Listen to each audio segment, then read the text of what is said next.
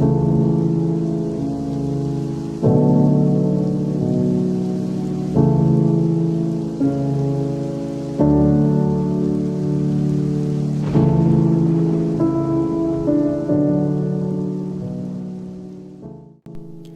November 1955, the United States began funding and training Southern Vietnam's military in efforts to fight back against the Northern Vietnamese force and their goal to take over the region with a communist government.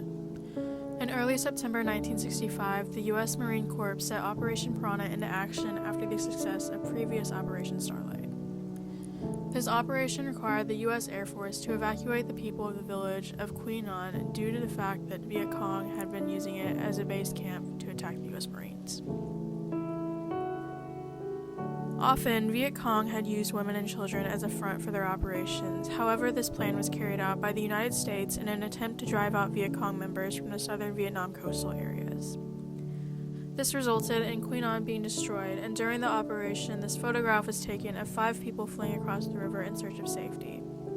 At first glance, many think that this is a mother and her 4 children. However, the female in the front is actually a grown woman. Observing the faces of the 5, you can see looks of fear, confusion, and urgency, which creates an emotional response from the viewer. But learning the context of the photo gives it so much more meaning. In most works of art, whether they're paintings, sculptures, movies, photographs, etc., there can be some sort of personal interpretation made. However, the difference between editorial and concept photography and historical photography is very different. Because while conceptual photography can express a moment in time, historical photography documents emotions and events that are raw and real in a sense that posed photography is not. Knowing the historical background of photographs and art in general gives an insight as to why the subject is presented the way they are and draws a deeper connection to the piece. This is important in being an engaged citizen because it is another piece of the puzzle that correlates to the overall meaning of a work of art and understanding the world around us. Historical photography is different from other art forms in the sense that it cannot be replicated, and perfecting the craft is not only learning proper photo composition and light exposure, but capturing a moment that cannot be recreated.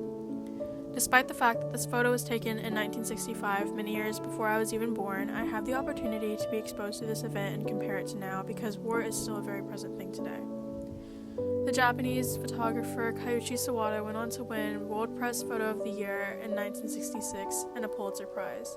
Sawada went back to find the family and donated them the prize money and continued to take photos of the war and its expansion into Laos and Cambodia. 4 years later, while he continued to pursue war photography, he was brutally murdered in Cambodia and found by soldiers.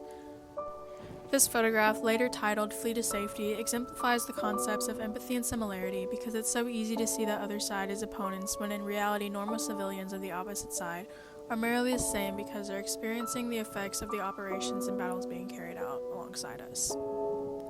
Essentially, we are more or less the same to them than we are to the billionaires and governments that are starting these wars. The 3 children in these photos are still alive. They are Nguyen Van Ayn, 64, and his sister Nguyen Thai Kim Lien, 58, and Nguyen Thai Hue, a 52-year-old woman. Tran Thi Ba, the mother of Ayn and Lien, and Lee Tai Dao, Hue's mother, have passed away.